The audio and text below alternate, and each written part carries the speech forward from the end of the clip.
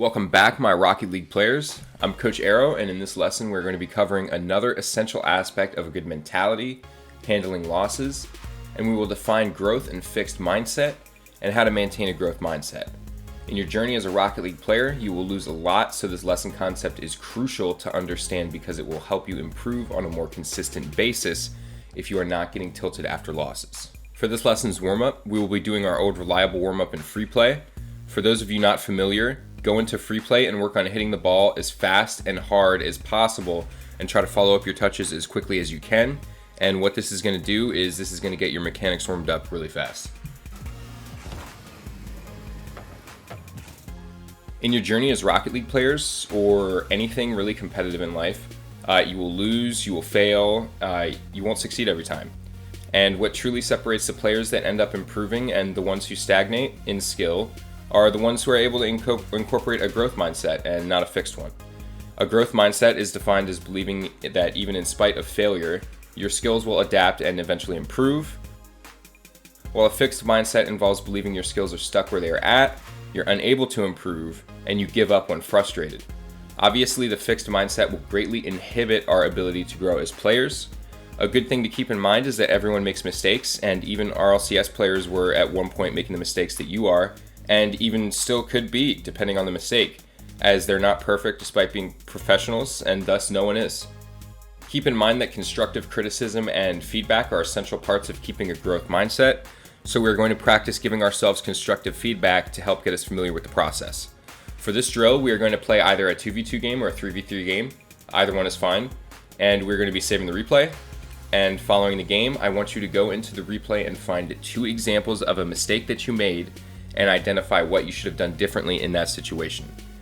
Play your game first, and then watch the following example analysis by me during some of my ranked games, and finally, following that, find your 2 mistakes.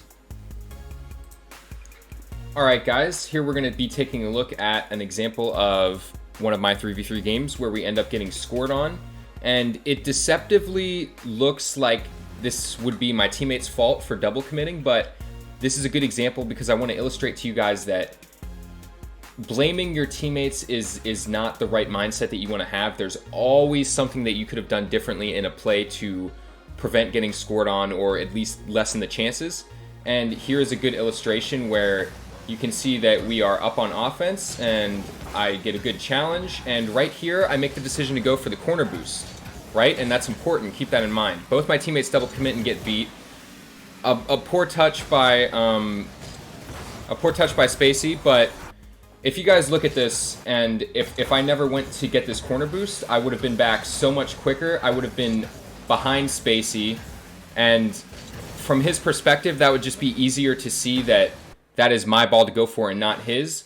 So if we go to fly cam right here, guys, what this rotation should have looked like for me is, let's actually zoom out a little bit more so you guys can get a full view of the field here. What the rotation should have looked like is, instead of going for the corner boost, which is what I did, we're going to change the color here. What really should have happened is a rotation away from the ball that would have looked like this. So when the ball actually ends up coming towards our side, Spacey is going to have a lot easier of a time knowing that I'm there because I'm just in a better position. So he most likely wouldn't have gone for this. So this is a really good example of looking past your teammates' mistakes and identifying what you could have done better. To review, the biggest takeaways that I want you to have from this video are the differences between a growth and fixed mindset and getting familiar with the process of identifying your own mistakes in your replays and identifying how to fix them. We've done enough practice cumulatively through our Rocket League videos here on GGO to the point where if you've been watching, you should have the skill set to identify some basic mistakes. And an important aspect of becoming a successful player is being self-sufficient to a certain extent in recognizing the areas of your game that are weak and working on them. That's going to do it for this video. I want you guys to leave a comment below on a mistake that you identified yourself making in your replays. Keep in mind, mistakes are good and they help us learn. Have a great day, everyone.